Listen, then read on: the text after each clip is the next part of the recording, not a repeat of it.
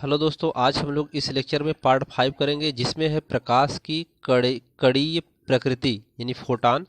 तो फ्लांग के अनुसार किसी पदार्थ अथवा पृष्ठ द्वारा ऊर्जा का उत्सर्जन तथा अवशोषण सतत न होकर ऊर्जा के छोटे छोटे बंडलों अथवा पैकेटों के रूप में होता है, जिन्हें फोटान अथवा क्वांटा कहते हैं।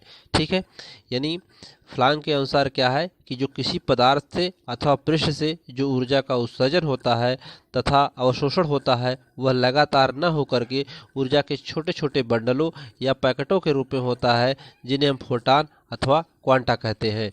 ठीक है, तो कोई भी वस्तु उष्मा का उत्सर्जन अथवा अवशोषण इन फोटानों के पूर्ण गुणज में होती है। अर्थात कोई वस्तु Hb, 2Hb, 2H, 3Hb ऐसे यह जो है कि आदि के रूप में ऊर्जा का अवशोषण अथवा उत्सर्जन करेगी। यानी इनके अनुसार, फ्लांग के अनुसार, कि कोई भी वस्तु का उत्सर्जन अथवा अवशोषण जो होता है इन फोटानों के पूर्ण गुणज के रूप में इस प्रकार से होता है। ठीक है, तो फ्लांग नियतांक H का मात्रक जो होता है जूल प्रति सेकंड होता है। तो फोटान के कुछ महत्वपूर्ण अभिलक्षण को देख लेते हैं। तो इसमें नंबर 1 है, किसी भी स्रोत से विकिरण फोटान के रूप में उत्सर्जित होता है। यह प्रकाश के वेग 3 × 10⁸ मीटर प्रति सेकंड से चलते हैं। ठीक है, समान तरंग दैर्ध्य लैम्डा अथवा आवृत्ति v के संगत उत्सर्जित समस्त फोटानों की ऊर्जा का मान समान होता है। ठीक है, जब फोटान एक माध्यम से दूसरे माध्यम में जाता है तो उसकी आवृत्ति अपरिवर्तित रहती है, जबकि वेग परिवर्तित हो जाता है। ठीक है, आगे है इसमें कि SI पद्धति में फोटान की तीव्रता का मात्रक वाट प्रति मीटर स्क्वायर होता है। फोटान का विराम द्रव्यमान शून्य होता है। फोटान का द्रव्यमान उसकी गति के कारण होता है, जिसे फोटान का गतिक द्रव्यमान कहते हैं। ठीक है, तो आइंस्टीन के अनुसार जो है, आइंस्टीन के द्रव्यमान ऊर्जा समीकरण के अनुसार फोटान की ऊर्जा E बराबर mc² होती है, जो समीकरण नंबर 1 मान लेते हैं। क्या होता है? E होता है, E बराबर होता है mc², समीकरण नंबर 1 मान लेते हैं। m फोटान की गतिशील अवस्था में द्रव्यमान है और c फोटान का वेग है। अब फ्लांग के अनुसार जो होता है, फ्लांग के अनुसार होता है फोटान का ऊर्जा E बराबर hv होता है। तो यहाँ पर E बराबर क्या हो जाएगा?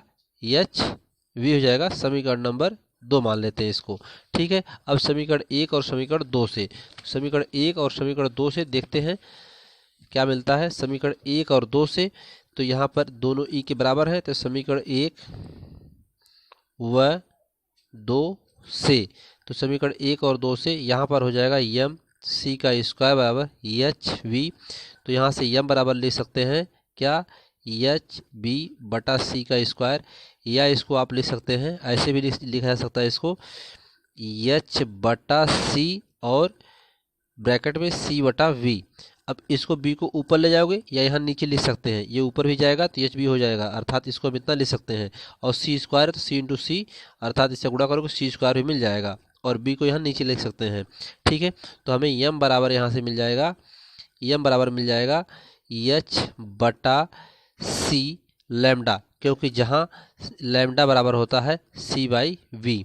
ठीक है, इसका मान इतना होता है। तो यहाँ पर इसको हम लिख सकते हैं, जो c/v क्या है? फोटान की तरंग दैर्ध्य लैम्डा का मान है। ठीक है, तो इसको इतना लिख सकते हैं। अब फोटान का संवेग p बराबर होता है, फोटान का संवेग p बराबर होता है गतिज ऊर्जा, अर्थात गतिज ऊर्जा का मतलब लैम्डा c/ इतना और गुणे वेग का मतलब c, तो c से c क्या हो जाएगा? कैंसिल हो जाएगा। तो यहाँ पर p बराबर आ जाएगा क्या? h/लैम्डा आ जाएगा। यही फोटान का संवेग होता है। तो फोटान का ये क्या जाएगा? संवेग हो जाएगा। तो अगला नंबर इसमें देखते हैं। अगला नंबर है, विद्युतीय रूप से फोटान उदासीन प्रकृति का होता है, अर्थात यह सामान्य स्थितियों में विद्युतीय व चुंबकीय क्षेत्रों में विक्षेपित नहीं किया जा सकता है। ठीक है, फोटान की किसी उप परमाणुवीय कण जैसे इलेक्ट्रॉन, प्रोटॉन आदि से संगठन की क्रिया में ऊर्जा एवं संवेग तो संरक्षित रहता है, परंतु फोटान की संख्या का संरक्षित रहना अनिवार्य नहीं है, क्योंकि इन क्रियाओं में कुछ फोटान अवशोषित हो सकते हैं अथवा कुछ नए फोटान उत्पन्न भी हो सकते हैं। तो दोस्तों इस लेक्चर में इतना ही। धन्यवाद। हेलो दोस्तों, आज हम लोग इस लेक्चर में पार्ट 6 करेंगे, जिसमें है द्रव्य तरंगे। जब कोई कण प्रकाश का फोटान, कण मतलब प्रकाश का फोटान, गति करता है तो उसके साथ सदैव एक तरंग संबंधित होती है। इस तरंग को द्रव्य तरंग कहते हैं। अलग अलग कणों के साथ संबंधित तरंगदैर्ध्य भी अलग अलग होती है, यानी अलग अलग कणों के साथ जो उसकी संबंधित तरंगदैर्ध्य होगी वो भी क्या होगी, अलग अलग होगी। तो अगला हेडिंग है इसमें डी ब्रोगली तरंगदैर्ध्य के लिए व्यंजक। तो माना किसी गतिशील कण का द्रव्यमान तथा वेग v है। यह कण जिस तरंगदैर्ध्य से संबंधित है उसकी तरंगदैर्ध्य लैम्डा है। यदि गतिशील कण के रूप में किसी ऊर्जा के फोटान को लिया जाए तो आइंस्टीन के द्रव्यमान ऊर्जा समीकरण से E बराबर mc² होता है और प्लैंक के क्वांटम सिद्धांत से E बराबर hb होता है। तो समीकरण 1 और 2 से आप यहाँ पर ये पा सकते हैं। अभी पिछले टॉपिक में इसका निगमन किया गया, पिछले वीडियो में। तो यहाँ से हो सकता है कि hb बराबर mc²। तो यहाँ से hc बटा लैम्डा बराबर mc²। यहाँ पर v बराबर होता है c/लैम्डा होता है। ठीक है, तो यहाँ पर जो ये आपका आवृत्ति है इसका मान क्या होता है, c/लैम्डा होता है। तो यहाँ पर c/लैम्डा रख दिया गया इसी जगह, c से c कैंसिल हो जाएगा एक, तो एक c बचेगा, अर्थात h/लैम्डा बराबर mc। यदि फोटान के स्थान पर b वेग वाले कण का प्रयोग किया जाए तो अर्थात c बराबर b, तो h/लैम्डा बराबर mb हो जाएगा। c की जगह क्या हो जाएगा, v हो जाएगा। यहाँ पर इसका प्रयोग किया जाएगा तो लैम्डा बराबर h/mb होगा या लैम्डा बराबर h/p होगा। ठीक है, तो जिसमें p क्या है, यह एक p संवेग है और p बराबर mb है। ठीक, तो ये एक छोटा सा लेक्चर था। तो इस लेक्चर में इतना ही। धन्यवाद।